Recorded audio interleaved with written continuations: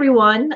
Welcome to Small Business Insider Live, a live stream hosted by the Small Business and Entrepreneurship Council, specifically for small business owners, entrepreneurs, and those who support small business owners.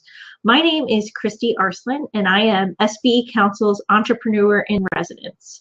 And for those who don't know, SBE Council is a membership organization for small business owners, and our primary focus is to champion small business issues here in Washington, D.C., on Capitol Hill, and in the administration. So we can make sure you have an environment where you can start, grow, and manage your business successfully. We have here today with us SBE Council's President and CEO, Kerrigan, who's been working for over 20 years on behalf of business owners just like you. Hi, Karen. Thanks for joining us. Hey, Christy. How are you today? Good. Good. Well, this is an important topic. We had a lot of dramatics last week. It was quite a bit of a nail biter on Capitol Hill with the administration and GOP leadership's efforts to repeal and replace Obamacare. Yeah. As most everyone knows, unfortunately, they ran short of the votes to make any changes or move forward with the Republican leadership's plan to repeal and replace. And so I think the big question for small business owners, at least those who are not political junkies like us, are, well, what happened? What, in your opinion, what went wrong here? Well, one thing that we did, Christy, and folks can visit the website sbecouncil.org and read our statement, and we really did express, disappointment at the inability to move forward on this, because there were, some good components, some really sound components in that bill. Mm-hmm. We can do more. Everyone can do more, right? Mm-hmm. in the months ahead to make the marketplace more competitive and affordable. But you're talking about mandates and taxes close to $1 trillion in taxes that would be lifted really off the back of the economy and small businesses, the employer mandate, the individual mandate, strengthening of health savings accounts, mm-hmm. a lot of other provisions. So we thought that was a pretty good start, and then we could move to some other reforms as well. But the bottom line is, the speaker did pull the bill, but it's not dead. Sure. We just did not have the vote at that time. I think a few things, my analysis went wrong. When I've looked at this, I always thought all along, I was just surprised that the White House and President Trump weren't as engaged. Maybe they were engaged behind the scenes, but from more a public perspective, using, his platform, and his apparatus, to help, really sort of build public support and some momentum, for this in the Congress to get it done. Mm-hmm. I think if you would have done that, that maybe would have neutralized some of the issues that the leadership have with members of the Freedom Caucus, which was the other, number two of what went wrong. You did have members of that caucus that said they just wanted a pure repeal and replace. That essentially all of Obamacare, had to be gutted.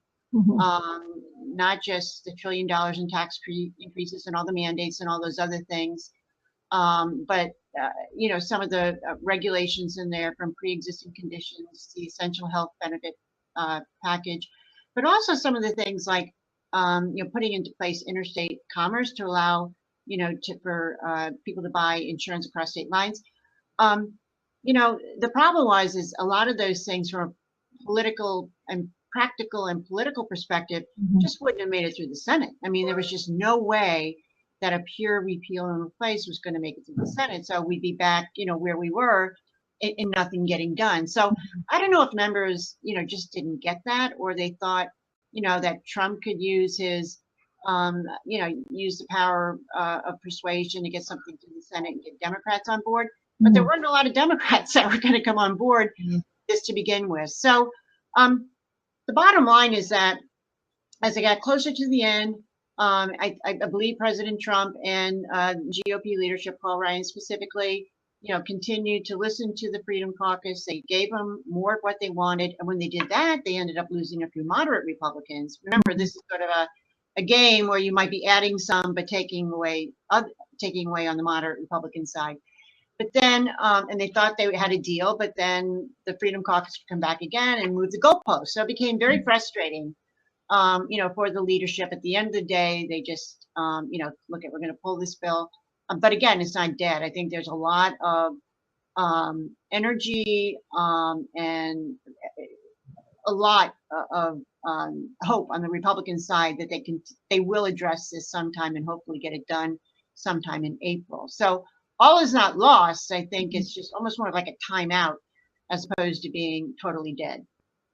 Now, you've been, working on policy issues for a really long time. You know what it takes, as the phrase on the news networks were, to make the sausage. And they really had a fast-paced, agenda to get this moving forward. And typically, legislation takes a lot longer time to go through. Was there either political or specific scheduling reasons why they wanted to push so quick, so fast to pushing through the legislation?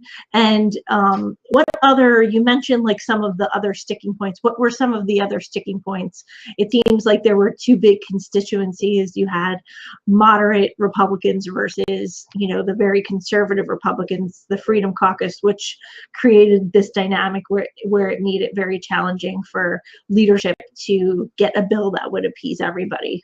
Yeah, well, I don't know if they really thought, from a a timeline perspective, or sort of the deadline that they gave them. They really didn't think that was going to be as much of an issue, because you have to remember components of this bill, the American Health Care Act, was a bill that's been pieced together. I mean, most of the framework over the last 4 to 6 years with Republicans, conservatives, moderates alike. So, back when they put together the blueprint in the summer of last year, I think they had that done before the conventions, that 16 to 17 Freedom Caucus members actually signed on board and said, yeah, we think this is a great thing. But they ended up losing, some of them when it actually got, to real legislation.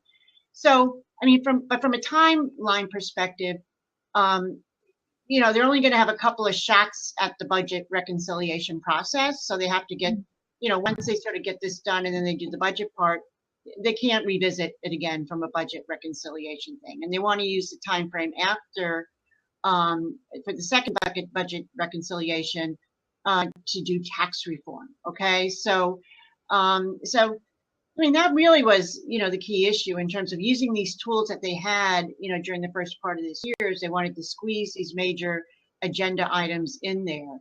And again, I don't think they thought it was that much of a problem, because they did have widespread support for the original bill, from the Freedom Caucus, from most of the members of the Freedom Caucus. But I have to say that if they wanted to get this done through the budget reconciliation process, healthcare reform, before they tackle tax reform, that it has to be done sometime in April. So that's sort of the time frame that we're looking at, to sort of maybe get something through again. But it is really interesting. Again, going back to the Freedom Caucus members, some of them just wanted repeal it and be done with it. We don't have to replace it with anything, or repeal it. But in the bill, include these other things that they couldn't get through the budget reconciliation process. And I don't know if members didn't understand, sort of the, the fine lines, the fine details of the tools, these Senate rules that sort of make it impossible sometimes to get things through. Yeah. But, I think at this point, the Republicans, the leadership, they feel pretty confident they could get things done. I think they feel like there isn't really an option. This is something that they promised. They really believe, and I did meet with Speaker Ryan this morning with a group of people, grassroots organizations, about this. They feel like this is something they promised. They really do feel like this is, the costs of this are dragging down small businesses, the self-employed, the economy, that if they don't do something to relieve the economy and businesses and individuals of this cost, that it will undermine everything else that they're doing from a policy perspective to really get the economy growing again. So this is sort of this is really a key part of their agenda they want to get done. Well, that sounds like good news for small business owners. Because I know, like, after the loss, President Trump and Speaker Ryan initially indicated they were going to take a break from, move on to other issues.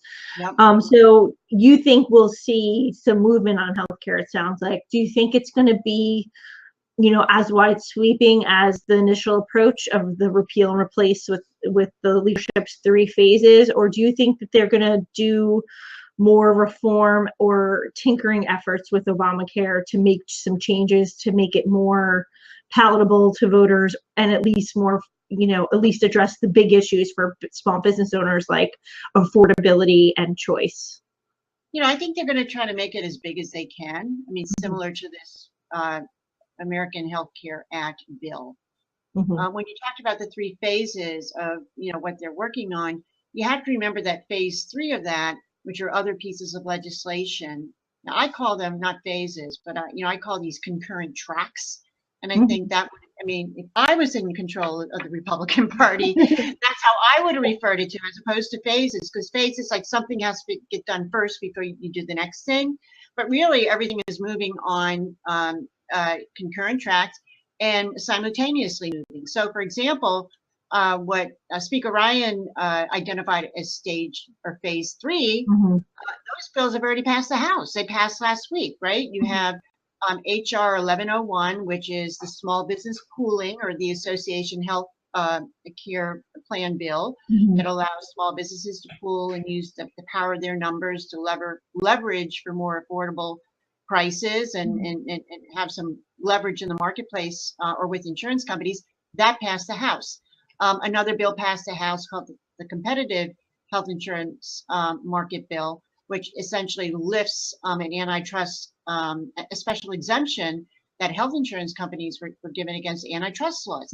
That was lifted last week, and only 7 Democrats voted against it. So that is a highly bipartisan bill. So a lot of things are happening on what he called phase 3, I called track 3. And then the other phase or track is the Health and Human Service Secretary, Tom Price, who's looking at things from an administrative perspective. He already put out, 3 rulemakings on, things that they could do, tinker, improving the market a little bit.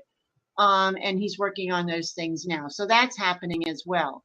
But I guess to answer your question, I do think they're going to be bold. And again, I do think they do believe that they need to repeal most of these taxes and a lot of the mandates, particularly on the taxes, because that relates to sort of what they do with tax reform. I mean, everything is sort of interrelated, in Washington. So I think they're going to be bold.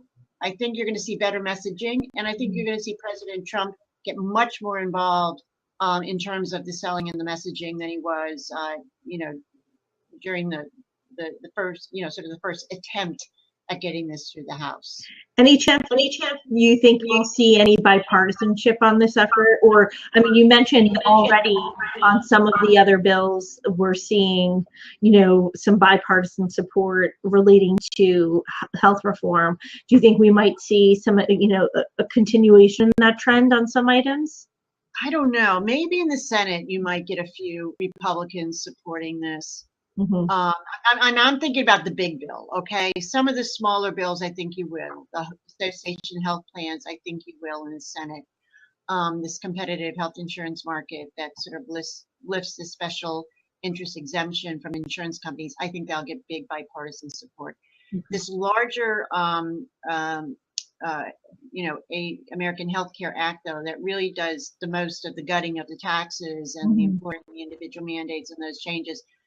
Maybe it really depends on what the heat some of these Democrats are feeling in the Senate, and those who are most vulnerable, in the next election round. You may get 1 or 2, you never know. But again, it depends on what pressure they're getting. They weren't getting any, or no one's really getting any, during this period. In fact, a lot of the moderate Republicans, we're hearing from the other side on this that, or, those who just felt like, look at all we don't want our Obamacare to go away. I now have, a healthcare plan where I didn't have it before. Sure. The state interests, a lot of the interests who want to see this stay intact and maybe make little changes. So anyway, it'll be very interesting, but things I think because of what's left in the spring and what they have left to do, will happen very quickly.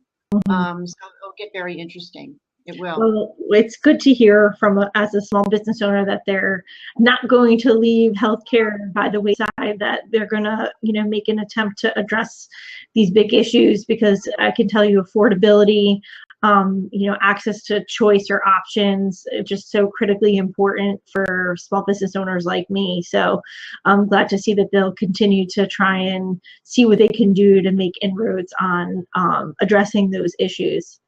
Oh, absolutely, Chris. And like small organizations like SBE Council, right? I mean, we no longer have our healthcare plan that we liked for many, many years. And, our costs have just gone up 30, 40, 50, 60% every year.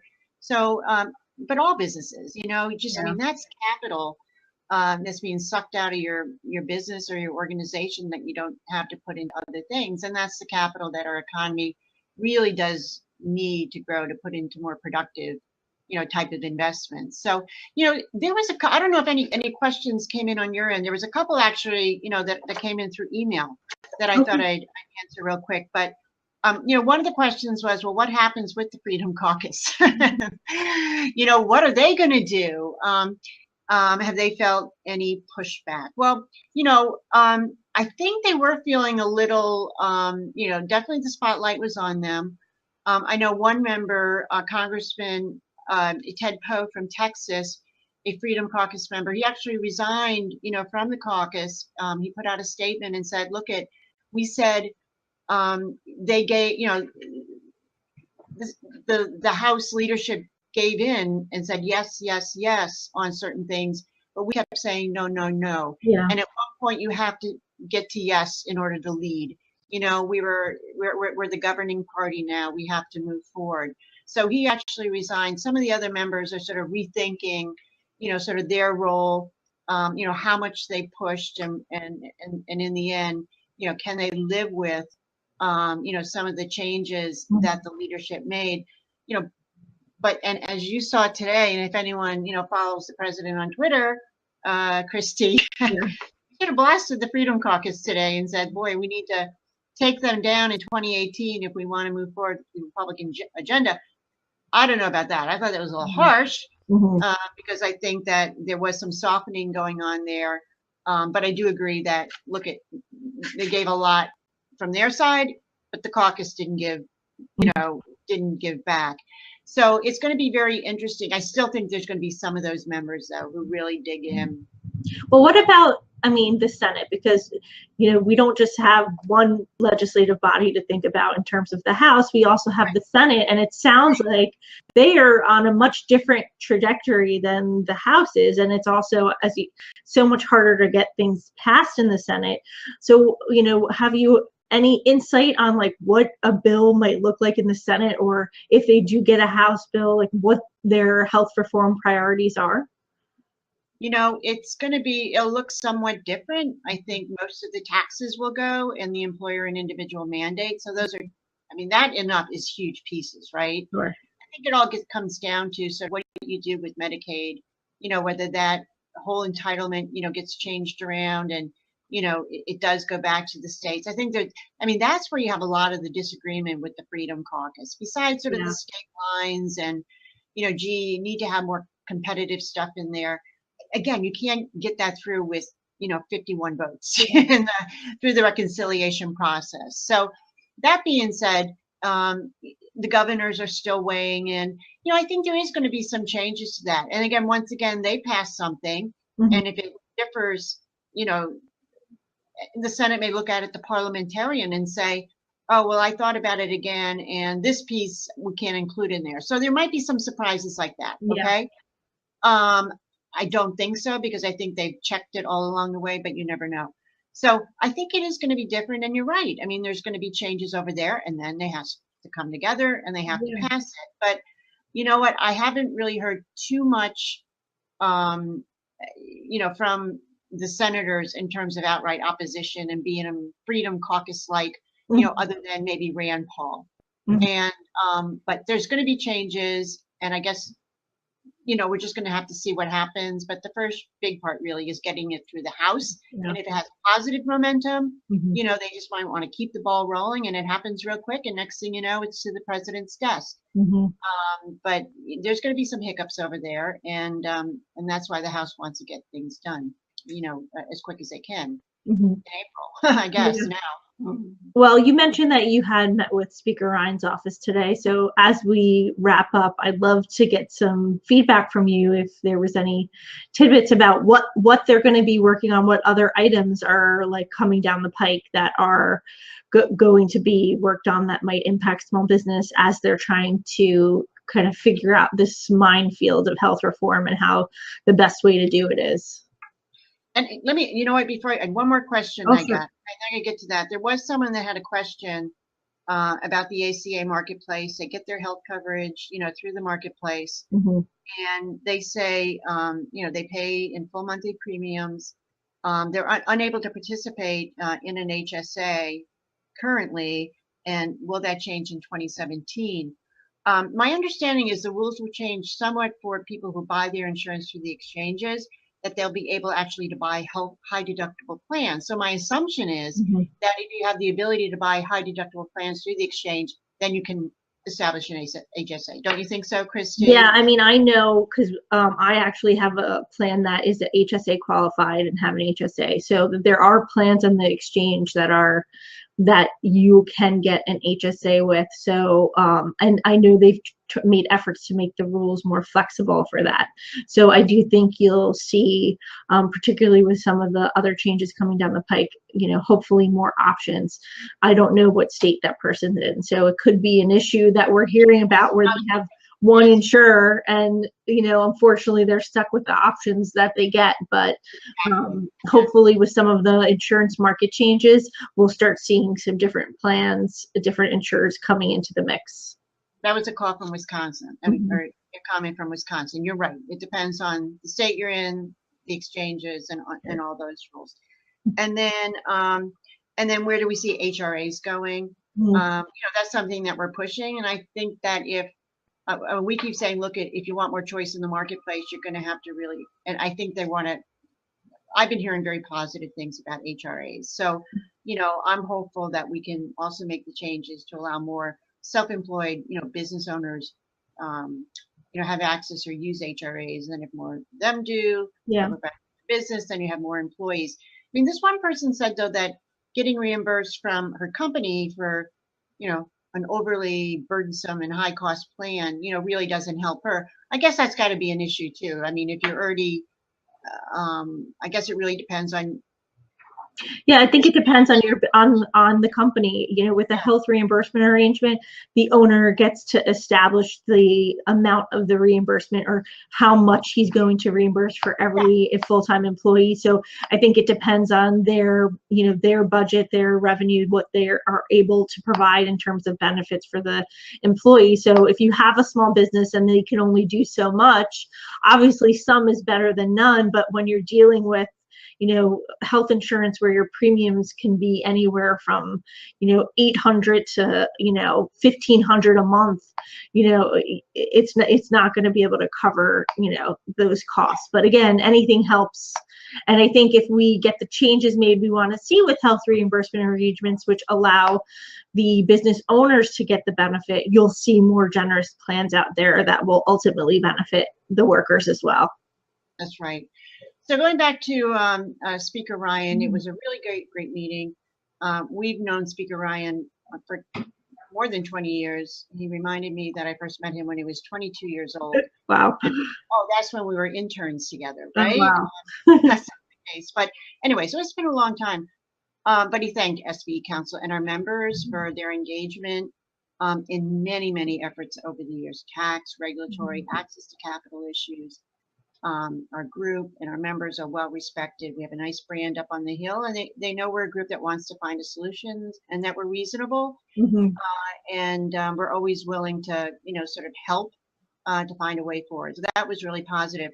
And beyond healthcare, I mean, he continues to be just very excited about the other pieces of the agenda. Obviously, the president has signed numerous Congressional Review Act resolutions on specific regulations that we were concerned about. The House has passed a boatload of legislation. The Senate still has to act. But really, the next big piece, because the House has moved so much stuff over, to the Senate, all the regulatory reform bills that we support, look at the House has done it all.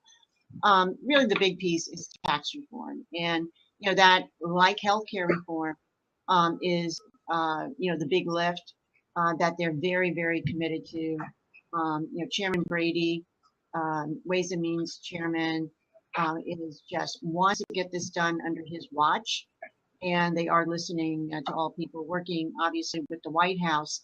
So that is the next big thing. And Christy, that's going to make a huge difference. Yeah. For small businesses and entrepreneurs, if they have a simpler, a less complex system. Yeah. Their rates are lower, and it's just more competitive. And they're able to, expense and use more of their profits to invest in their business. I mean, it'll make a huge difference for our economy and for them if we have a better tax system. No, I couldn't agree more. The one, I always say, the one unifying item for businesses, small, big, different industries, is taxes. We all have to pay them. We all have to comply with the tax code, deal with very complicated tax regulations. So, it's one area of policy change that could have a significant impact on a large swath of business owners. If you can simplify and find a way to cut taxes. And, it's very important to focus on individual income tax rates because so many businesses are pass-through entities, but corporate tax reform is important too because so many small businesses do business with big business. We want to create the most competitive environment we can so that business can flourish. Absolutely. And, most of the C Corps in this country are small businesses too. So, when people think about C Corps, they think about just big business, but sure. A lot of people choose being a corporation for a lot of different reasons. And particularly the companies that want to scale really quickly, raise capital in the public market, go out investors. I mean, it makes sense for them to be a C Corp and the protection it gives, the partners of the business owners. So, so I guess that's it. The latest I have on healthcare reform. I hope it was more than maybe what people read in the paper, because sometimes you get a lot of misinformation there. But I do have to say that if folks can just, continue to get our e-news, I think we're going to be doing more action-oriented stuff on our website and getting that out more. People can sign petitions or where they can send their little messages to their members of Congress to urge them, to pass healthcare reform. I think particularly some of the members that really need to hear from their constituents that they want this done and, to not, put up any barriers, to getting healthcare reform to the president's desk. But so we'll be busy on this issue in the next few weeks, as we have been with other things. But and if people have any great ideas, we'd love to hear from them, as well. They can send them through our email, through our website, or through our Facebook page. So, but I think that's it. But please feel free to contact us. Stay engaged, because we're really going to need your voice and your participation in order to get healthcare reform to the president's desk. Well, thank you so much, Karen. I think we have some great takeaways that health reform, while hitting a little hiccup, is not dead. So small business owners can, get involved. And as you mentioned, we ask all of you to visit sbecouncil.org. You can follow SBE Council on our social media channels. We're at SBE Council on Twitter. So you can keep up to date with what's coming down the pike on health reform and other really big issues that are going to impact your business, like tax reform, regulatory reform. So please consider visiting the website sbecouncil.org and signing up for our e-news, which you can get free and keep up to date with that. Also consider joining. SBE Council is a great group for business owners who really want to have a network of other small businesses and want to stay up to date and get engaged on policy efforts. Karen and her team make it so easy to figure out what's going on, understand how it's going to impact you, and engage in some way. And they often, if you are faced with a big issue or a challenge in your business and you think you have a policy solution or a recommendation on how to fix it, please let us know, because Karen can take that idea and turn it into legislation, and you can be the founder or the creator of a great fix that will help a lot of business owners. So again, please consider joining SBE Council. Thanks again, Karen, so much for your time. We appreciate your insight. Great. Goodbye, everyone. Have a great remainder of the weekend. So, all right, Christy, thanks. Thank you.